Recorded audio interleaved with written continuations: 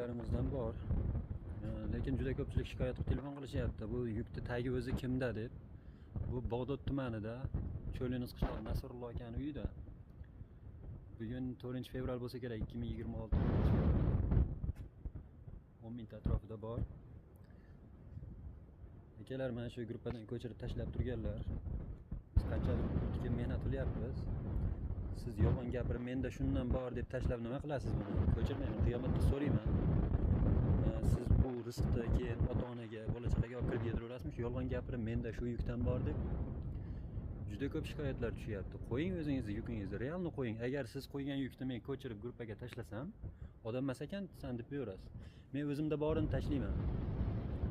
Siz ham shu o'zingizda borini tashlayvering.